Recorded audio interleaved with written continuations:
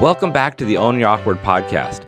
I'm your host, Andy Vargo, and every episode we get into what has made our guests vulnerable and how they've learned how to own their awkward in order to live their best life. Stay tuned so you can hear every awkward moment in today's show.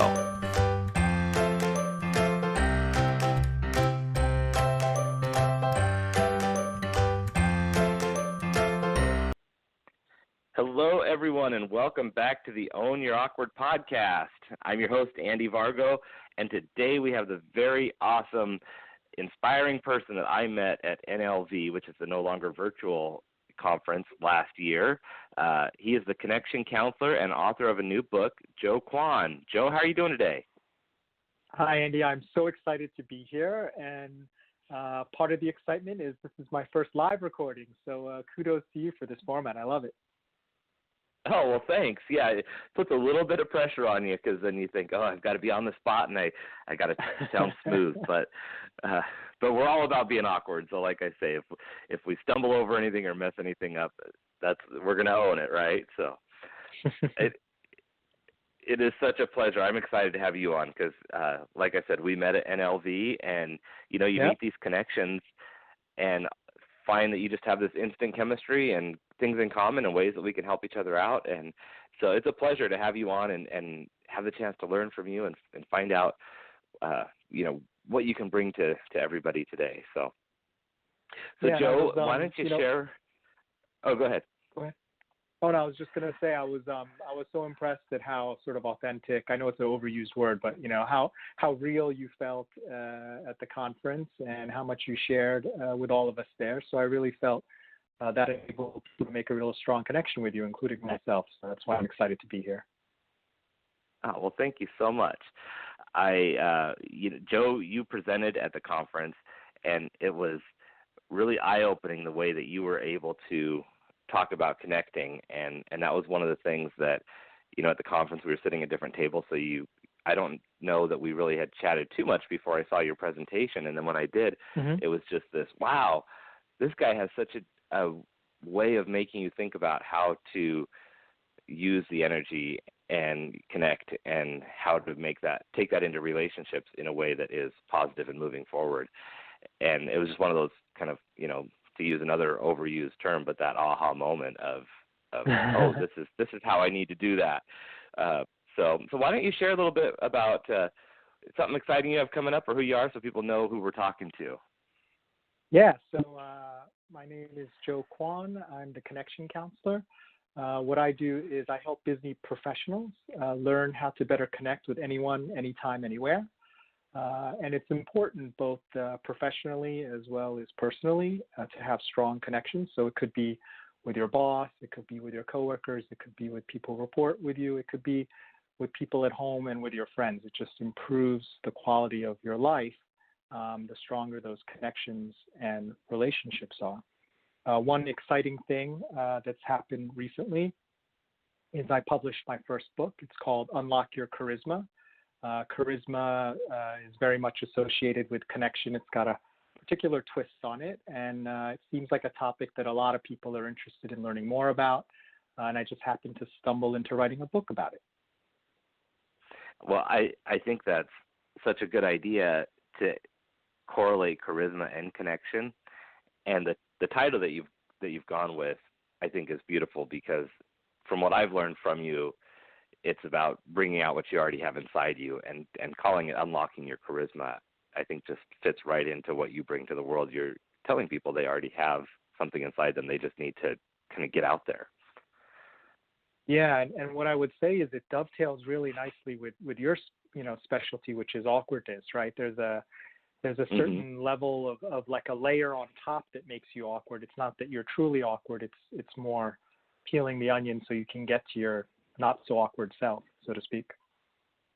Right. Yeah. The irony of what I talk about is that it really isn't awkward or doesn't need to be, but we need to get past it. And so I'm excited. And where can people find your book?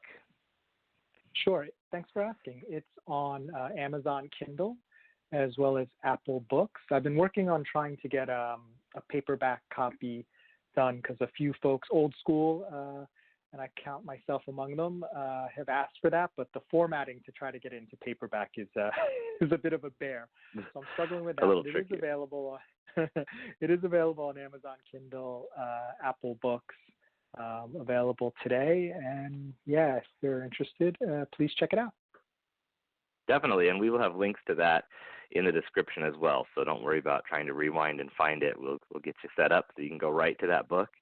That's very exciting. I hope that everybody gets a lot of good nuggets out of that book. So, and Joe, as a connection counselor, I love the way that you term that, because you're helping people realize that it's kind of something that just needs a little help along the way. Who's your ideal person to connect with? What do you mean, my ideal person? Right. Well, who with? can you help the most? I know you said like a busy person, someone who's connecting. Are you helping them learn how to make a sale, or to get a new job, or just to have better personal relationships? Who's that ideal person that should call you?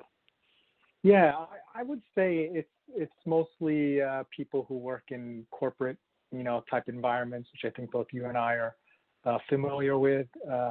From more junior people as well as to more senior people. I do a tiny bit of coaching, and that's generally more on the more senior executive type side. But it's really anyone who works in let's just call it a complicated environment, right? Where you have lots of different, Game of Thrones, Hunger Games, however you want to think about it. It can become very difficult and important to have the right connections to survive, to thrive. So anyone who's having challenges or is doing well but would, kind of like to take things to the next level, those are the folks typically that I work with and I feel can get the most benefit. Awesome. All right. Well, I like to put everybody on the spot on this show. And so, Joe, what is that thing that you've had to learn how to own in order to own your awkward and get to where you are today? Oh my gosh, I got 2 words for you, Andy. Holiday All right. party. Holiday party. That sounds like a fun story. Oh my gosh. So let me tell you, this past winter, I had been doing the connection counselor development, the ideas. I'd started coaching, started writing more about it.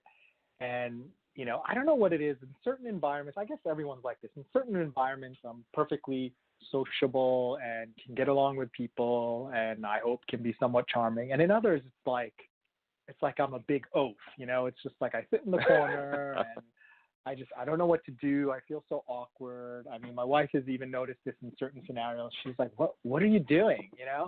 And one Achilles heel for me has always been the holiday party. I mean, how do you fare at holiday parties, Andy? What's your experience been? I've realized that I feel a little bit awkward in those situations because you never know. Do you let back and be casual, and is this, do you stay professional because you don't want to be so stiff that you're not having a good time, which is something that I always struggled with at any type of networking or social event that was tied to work. It's like I would have a hard time relaxing because I was trying to stay professional, but then I couldn't connect with people because I was staying too stiff. That's exactly my experience. I think that's exactly a lot of people's experience. Sometimes, we go to alcohol to help with, to loosen us up, to be the solution until the solution becomes the problem.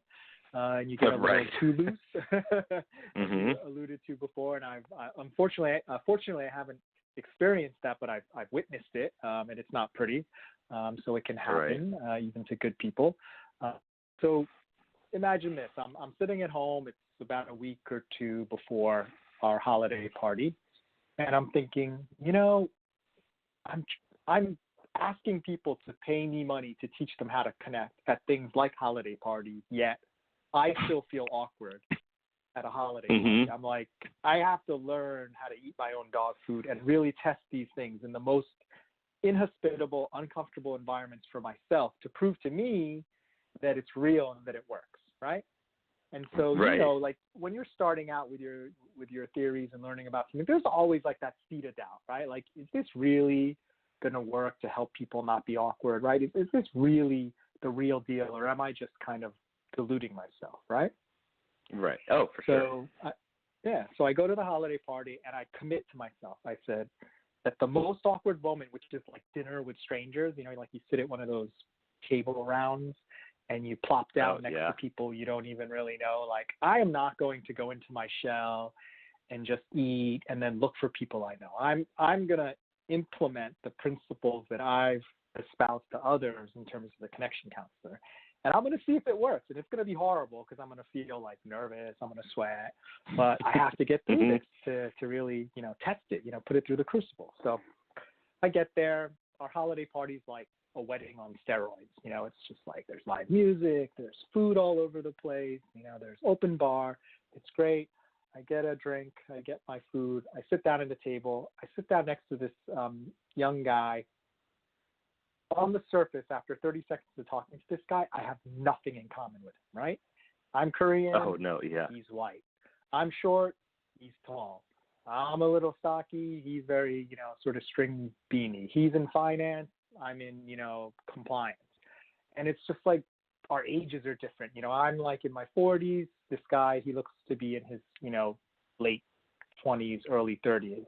And I'm just thinking, normally I'd have nothing to talk to this guy about, and we'd probably just ignore each other. But I'm not going to do that, Andy. I'm gonna use my 3 principles, which I teach for connection, and they are be curious, be vulnerable, and be dancing, figuratively, not literally. And I just start to work the principles, right? So I'm very curious, and my attention is more on him and the other people at the table instead of myself. I'm vulnerable in the sense that I'm willing to kind of open up and reveal the way I think and feel about certain things, obviously at appropriate level, and then step it up as I get more comfortable with them and they get more comfortable with me. And then be dancing really means I let the conversation flow. So when they're talking, I listen. And when it's my turn to talk, I give energy, right? Like I give something instead of just sitting there and asking questions like some sort of weird, interrogator. And after a while, after about like 5-10 minutes, we're all like laughing and having a good time. And I'm like, oh my gosh, this stuff actually works. I cannot be awkward at this holiday party, which has vexed me for 20 years. Then it's going to work for other people too. And I knew it was working because as the young guy got up and, he excused himself to go off and find, some other people, he asked for my email so we could grab lunch, later, in the week after the holidays, which we totally did. So I knew kind of like we had created that connection, right? Which I wouldn't have had with him if I was just myself or acted like my old self, if that makes sense. Yeah, and I love this visual of sitting at it, because as you were talking about sitting at the round table, I've been in that exact place where you're sitting there, you don't know anybody around, and you're kind of all staring at each other, thinking who's going to break the ice, who's going to start the conversation, and what's it going to be. And once you get through, what department are you in, and do you have any kids, or what's your life, then you just kind of run out of things. And so you really do have to step out of your shell and create a plan in order to make that connection happen. I love how you did that. It's pretty brutal, right? It's like high school all over again or something, Yeah. Oh, and I love how you talk about applying your own methods to yourself, where, like you said, we all have those moments of doubt with the things that we're giving other people advice on. Well, let me tell you the really fascinating ending to the story. Even before we grabbed lunch and just had a perfectly pleasant conversation at lunch a week or two later, I get an email from him, which I read like the next day or the day after. So in the conversation, I revealed that I had just come back to the company and I had been somewhere else for a few years within recent memory. And as it turns out, his father works for the company that I used to, like a few years back. So he mentions to his dad, like, hey, I met this guy, Joe Kwon. This is what he's like, blah, blah, blah. Just wondering if you know him. We worked at a big company. And get this, his dad and I spent a week together in South America on a business trip. Oh, my goodness. What a small world. Yeah, I had no idea that this was that guy's son. So, I thought at first when I met the guy, I'm like, oh, we're not connected, right? Like, there's no points of connection for me and this guy. We're so dissimilar, right? And on the surface, that seems kind of true. But if you peel the onion a little bit and you start to explore a little bit more deeply, I mean, we have this amazing connection where I know his dad. I mean, I spent a week with his dad in South America. We went to restaurants together. We had some drinks together. We had meetings together. I mean, that's a very special connection that we were able to share. Oh, for sure. And even just when you started talking about sitting down and realizing that you don't have anything in common with the people around the table, and you start pointing out all the things that you know about them before you ever exchange words, that's really a lot of times our own mistakes, is that we hold ourselves back because we look at where we expect to not have anything in common, and yet you have this huge potential connection with this person as soon as you started talking and opening up and being vulnerable and being curious and going through your steps to do the dance, which I love those 3 steps. Yeah, it's very interesting how our mind goes where our focus does, right? What we choose to focus on, our mind almost reinforces that, whether you call it confirmation bias or whatever you want to call it. Like we see more of what we expect to see rather than reality or what, all of what's out there, if that makes sense. That is so very true. So when you started stepping into this holiday party and you knew that you were going to have to apply your 3 principles that you've been working with other people on, how did you feel about doing that for yourself? Were you nervous that might not work? Were you apprehensive, or were you confident that I'm going to take my system and I'm going to apply it to me? Okay, so let me tell you the truth, right? One, I was terrified, right? 2, I was confident in the principles, right? Like I knew the principles was right, but what I wasn't confident about was how I'd be able to apply them to a dynamic situation, right? It's one thing to think about something on paper or in a book or in your mind. It's another to actually apply it in the field where you don't know what you're going to encounter. It's dynamic. These are human beings. It's not computer code. You can't control anything. So that part was, made me very kind of nervous. But I was also kind of excited, right? It's just like, let me just really see, because if it doesn't work, it'll at least give me the feedback to figure out, okay, why didn't this work? What needs to be tweaked? How close am I to having something really powerful and useful? And it did work. And what your question is making me think of, actually, and I think this probably applies to a lot of your work too, Andy, in terms of awkwardness. You have to actually put yourself in those situations and work through the concepts or methodology or new way of being, whatever you want to call it. It doesn't work that you can just sit there and study it in your room and then jump into a situation and then all of a sudden everything works 100%. You have to apply it. It has to get a little messy. You have to fail a little bit. You have to have some successes, and you have to just keep on doing it. Like the analogy I always use is like learning how to play tennis, right? You can watch as many Raf Nadal or Federer videos as you want. You can have them come to your house and teach you. But unless you're on the court hitting tennis balls, you're not going to know how to play tennis, right? And you're going to stink for weeks, for months. You're going to stink before you can get to an even basic level where you can have a game with another person without, just hitting the ball once and then the point is over. So it's the same thing. I don't know why sometimes we think with skills it should somehow like, oh, if it doesn't work the first time, this doesn't work, right? Like that's not the way the world works. One of my guests it was actually my first episode it was a year ago yesterday. He was on my second episode of my podcast, and I always remember this because it's Jim Kellner. He's a hypnotherapist, and he talks about failure. Yeah, he talks about failure and fear of failure, and how one of the best analogies I've ever heard. He says, we watch kids learn how to walk, and they fail over and over again. They fall down. They can't do it. They try to stand up.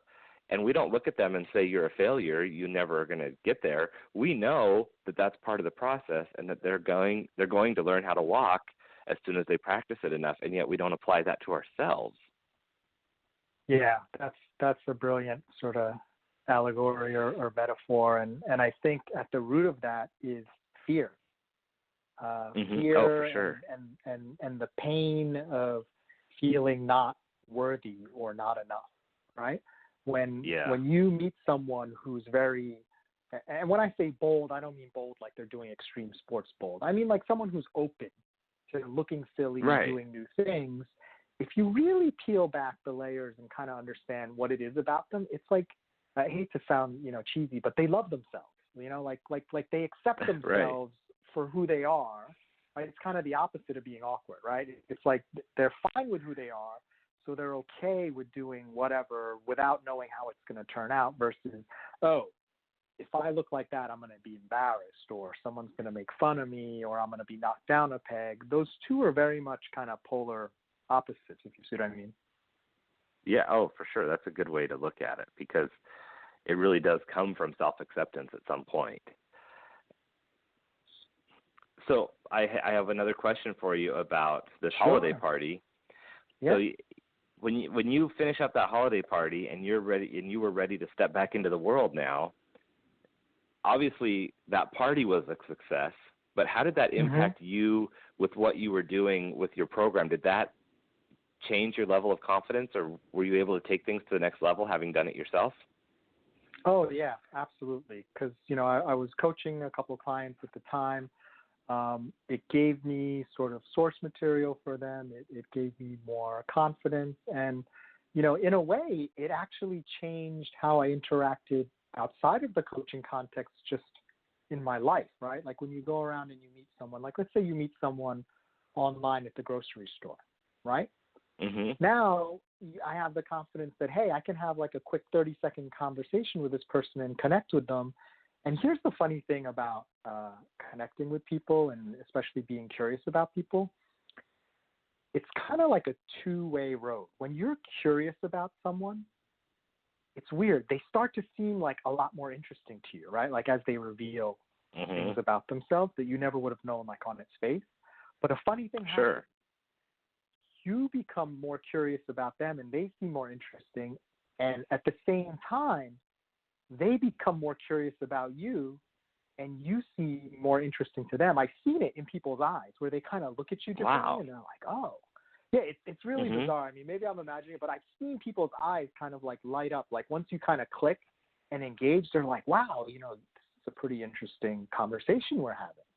And it seems kind of almost magical or ridiculous, but it really works. It's amazing. Well, I'm just picturing that, like being in a grocery store, and as you go through life, we've somewhat been conditioned ourselves or been trained to kind of walk through with blinders on, like, no, don't interact. This is the etiquette for the grocery store line or the elevator, right? You don't engage with people because that's their time and their space.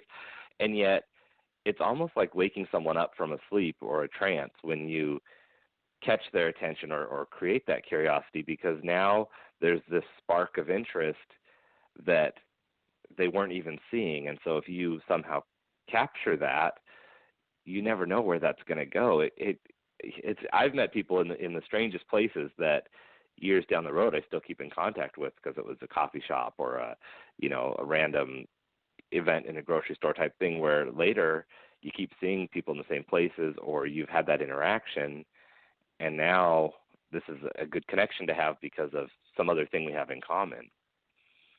Well, that's exactly right, Andy. And the way I think about it is, we don't have to sell people on this concept. Everyone has lived this, right? You've lived the fact that sometimes you run into someone and you don't expect to have a strong connection, and you just click, right? and Right. it leads to some future connection down the road, or they put you in touch with someone else, and it's almost like serendipity, or it almost feels kind of magical. So people know that this exists, right? Like that it can happen.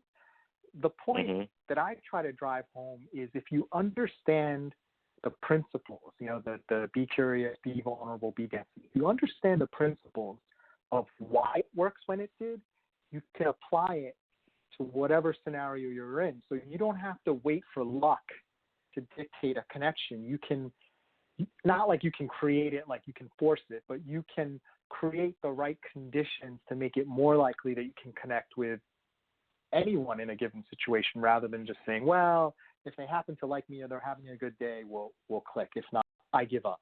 Like that's the attitude that I used to take, right? It's like, if we don't click naturally, then we weren't meant to click, whatever, and then move on. Like, but there's so much more potential if you just sort of create the right conditions for connection and are open to it yourself. Yeah, and what I love about your principles, your be curious, be vulnerable, and be dancing, is that at the heart of it, it's genuine, and it's a genuine connection with someone. It's not this, here's a 5-step process to get someone to call you back and return your email or buy your product. God, I can't stand that. No, those are the worst. I never tell anyone to strike a power pose, ask open-ended questions, stare deeply into their eyes, or a point above their eyes on their forehead. I mean, you know what? Like, that stuff should all be happening naturally, right? Like, it's not an algorithm that you can plan in. When you feel close, like if you and I were talking in a room, I guarantee you our body language would naturally fall into harmony or synchrony, right? Right. I don't have to for sure. try to make it happen, right? Like it's more powerful when it happens as a symptom of the underlying strength of the connection, rather than trying to reverse engineer it. There is some effectiveness to it, but it's fake, right? It's sort of seems very manipulative, Yes, and that's, I think sometimes people shy away from the idea of networking or connecting because there's been so much of that bad press out there where it's all, what can I get out of it? Instead of it just being, we want to connect good people with good people and see what can happen from those relationships. And if it's meant to be, and there is a connection and a synergy or an opportunity to help each other out, that's awesome. And if not, worst case scenario, you made a new friend that you might be entertained by or learn from, or, say hi to every once in a while. Yeah, 100% agree, Andy. Spot on. Yeah. So we are getting down to just a couple more minutes here. Joe, what's some great words of wisdom or information you want to leave with everybody to kind of inspire them or leave them on a good note? Sure. So it's funny, like I said earlier, the connecting with people, the charisma, the awkwardness, they all kind of dovetail into each other. So I would say this principle applies regardless of which one you're working on, where if you're in a situation where you're feeling not quite your best self, right? And you want to be, I guess, your most effective self, what's generally happening is you're not there. Your mind is either pulled forward into the future, like what's going to be the consequences of me not being my best self, or your mind is being pulled into the past, like, I screwed this up before, and what's going to happen if I screw it up again? And that prevents you from actually seeing what's going on in front of you, right? So one way, and this is like a tip from, I think his name is, what's his name? Thich Nhat Hanh. He's a famous Vietnamese Buddhist monk, and he wrote this great book on communication, and he has these different mantras. And one that I found useful is if you find your mind like fleeing in either direction, it's really useful, and I've done this in corporate settings, just to say to yourself internally, I am here, right? I am here, not anywhere else. Yeah. And just focus on being there. What's going on right now in front of me? What can I understand? What can I respond to? And that allows you to get back into your groove, get back into your comfort zone, and really be in your most effective state of being, so to speak. Oh, I love that. And it's so important to be present and in the moment, because that is the time that we're living in. And I think that's a great, great, inspiring and helpful place to get everybody to. So thank you for that. Joe, I really appreciate you coming on and opening up today. It's super informative, super helpful with the holiday party story. I love that. I was not sure where you were going with it, but I love it.